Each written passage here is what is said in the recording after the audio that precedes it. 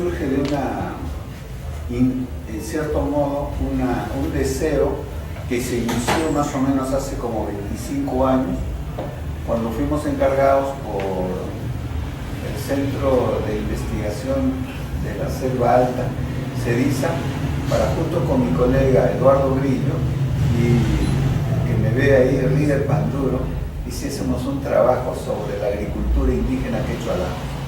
A raíz de eso se publicó Chacras y Chacareros. Luego de pasado algunos años, ya con mi colega líder Panduro, vimos que había necesidad de enfocar la atención sobre el otro espacio de vida de los indígenas quechua-alamas, que es el bosque, el monte. Y así surgió el libro Montes y Montaraces, ¿no?, que retrata un poco la visión, una aproximación de la visión indígena quechua-alamas sobre el bosque, que comúnmente ellos le llaman el monte, pero que daba un espacio de vida fuera de este foco, y fuimos en varias oportunidades conversando con Rieder y con otros colegas cuando le toca al agua. Y hace unos 3 años surgió la idea dentro del Huamanhuasi, junto con mi colega Tapuyima, de recoger información que nos diese una aproximación sobre el agua en la visión indígena quechua-alamas. Nuestra aproximación es desde la etnia, desde los indígenas quechua-alamas, es una aproximación cultural, es desde este lado que nosotros tratamos de ver el mundo, y no somos más que, no sé si llamarnos autores, porque en realidad acá hay una serie de autores, del cual nosotros lo único que hemos hecho es organizar de una manera relativamente ordenada y mostrárselo al público. Pero los autores son indígenas, pero también mestizos de vieja data, de vieja presencia en la Amazonía, como es la mamá de Marta, ¿no? O sea, y toda la parentela nuestra, igual que como la de Pasanán, la de Julio, y que independientemente de la visión del indígena quechua-alamas, los mestizos, que podríamos llamarlo así, de San Martín, participan también de esta comprensión del mundo. Lo que pasa es que por razones culturales muchas veces se hacen estas distinciones, pero que en el Chumía desaparece. Ahí estaba el papá de Marta con mi amigo Miguel Suiza pescando, y todos tenían esa comprensión del mundo sobre el río como una entidad viva, independientemente que sea mestizo o que sea indígena.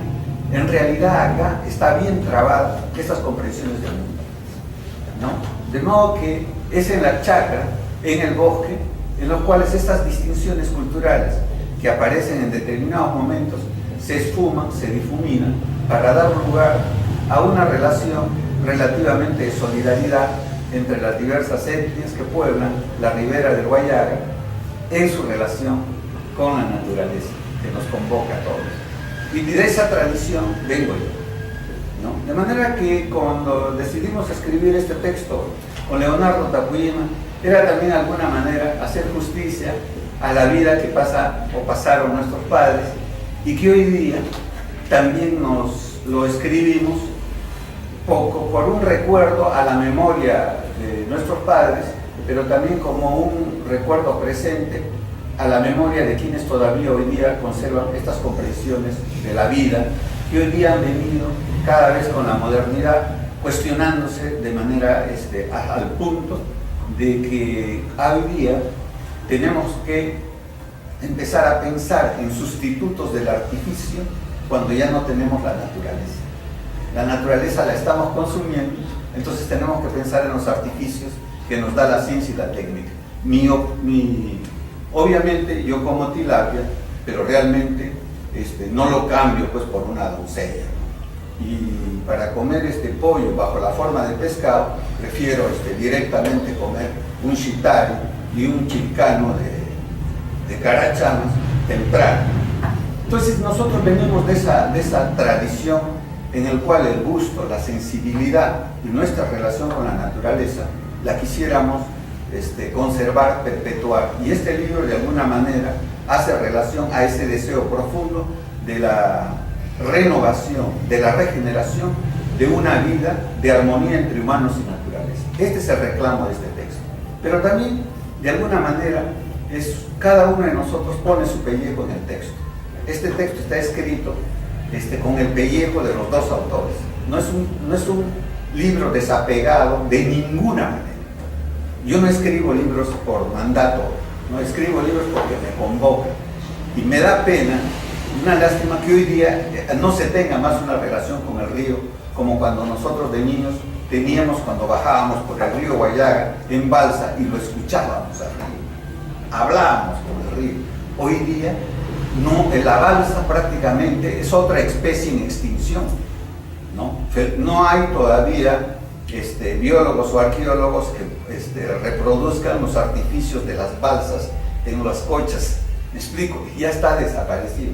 Hoy día el tequeteque y otros medios han reemplazado estos medios de transporte, pero con el gran problema de que ya no escuchamos a la naturaleza, porque el artificio nos ha hecho ruido y ya no conversamos con la naturaleza.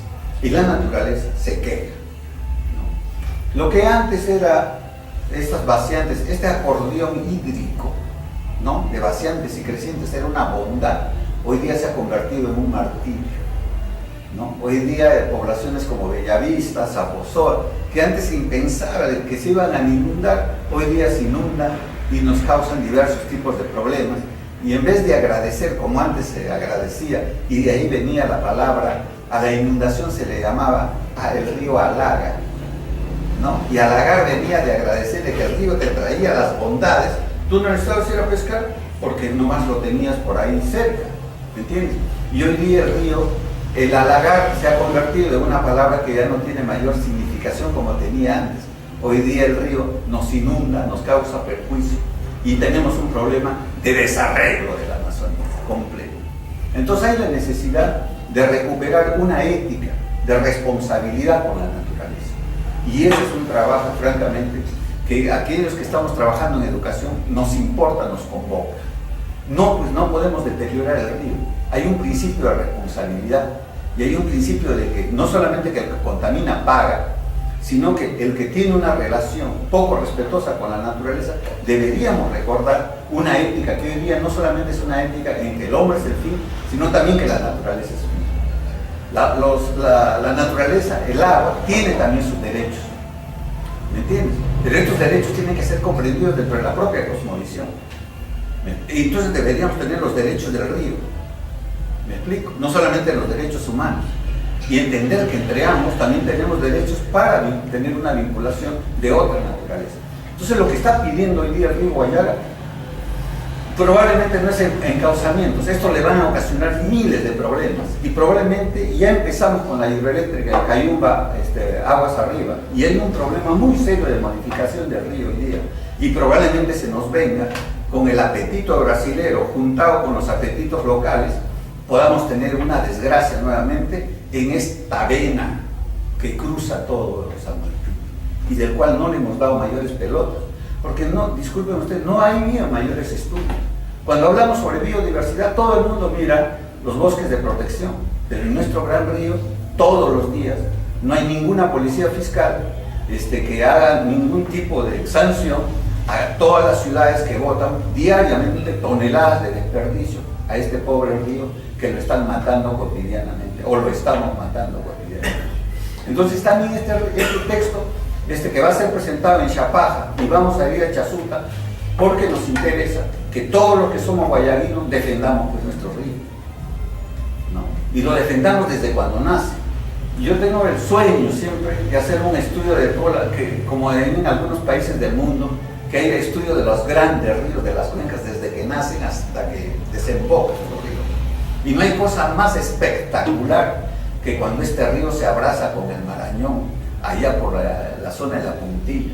Es un río, dice, pero ¿cómo te están maltratando?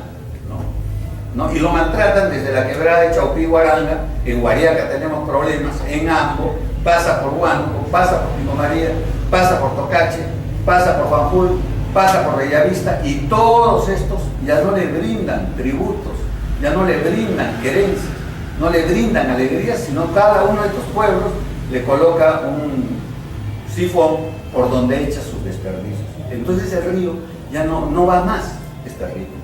Y entonces, ¿qué está pasando con las poblaciones nuestras? Nos estamos volviendo cada vez más dependientes de insumos que vienen al exterior. Estamos matando, miren ustedes, se está acabando la naturaleza. San Martín es uno de los sitios donde el bosque es uno de los bosques más depredados que hay. ¿Ya? Y por el otro lado, pescado cada vez hay menos. Estas dos fuentes de proteína en 50 años se acabaron. Antes, hace 20 años, cuando yo iba a las fiestas de Santa Rosa con el rey del pan duro, todos los tendales de los cabezones era carne de monte. Hoy día no hay un tendal con carne de monte, todo es pollo de la granja. Entonces se acabó esa fuente de proteína, se acabó la fuente de proteína del bosque y se está acabando la fuente de proteína del agua. Y lo único que nos está quedando son chacritas cada vez más chicas. En este plan, la vida de las poblaciones ribereñas y la vida de las poblaciones indígenas de San Martín se está agotando cotidianamente. Entonces cada vez tenemos que depender de los técnicos para que nos hagan comer con los artificios pescado. No puede ser que en Datén, al lado del río Marañón, no puede ser que en Yurimagos, al lado del río Guayaga y el río de Paranapura, cuando pedimos pescado en un restaurante nos traiga una tilapia. Me revelo, no puedo. No puede ser eso. ¿Me explico? Para un guayaguino no puede ser eso. ¿Me explico? Que esté en Lima y me traiga una tilapia bien grande, pero que al frente del río Marañón, al frente del río Guayaga, me traigan tilapia de una poza que consume alimentos que tenemos que importar, porque tampoco producimos acá concentrados. ¿Me explico? Acá importar es perder autonomía, perder identidad cultural. Entonces nosotros los sanmartinenses no nos podemos contentar con pozas. Es muy claro. Nosotros nos tenemos que hacer un esfuerzo ciclópeo para no heredar a las generaciones futuras un planeta, un San Martín depredado. En este camino, ellos ya no van a conocer los peces, van a conocer tilapia, van a conocer los camarones, van a conocer acá, que muchos de mis amigos tienen acá como negocio para la venta. Y eso no.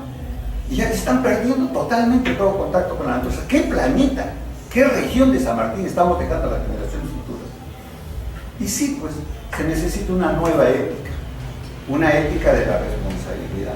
Yo no necesito, si ustedes quieren, leer al filósofo Hans Jonas, que es el que ha escrito Principio de la Responsabilidad, un judío alemán que reflexionó sobre este problema de la crisis ecológica. Nosotros tenemos nuestros propios filósofos. Miren ustedes lo que dice don Aquilino Chujandá. Para mí la pesca es un deporte, una recreación. Me voy a divertirme, a reírme un rato. Ahora agarro un par de pescados y listo, porque no es lo que necesito. No necesito más.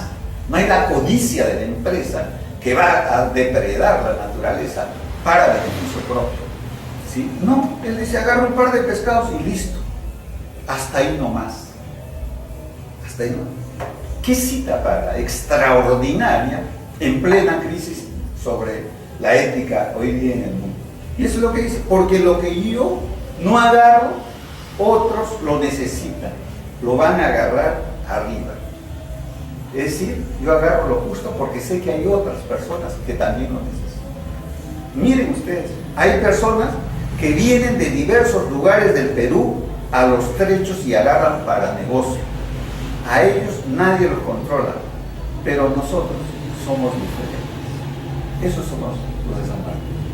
Y yo quisiera que mis hijos, los hijos de mis amigas, entiendan estas palabras de don Aquilino Chujandá, que nosotros somos diferentes, que no hemos nacido para depredar la naturaleza y que tenemos que tener una nueva relación con ella, para poder, quién sabe, heredar en el futuro, heredar una visión del mundo que a nosotros, nuestros padres, nos inculcaron, que es el de respeto cotidiano con la naturaleza.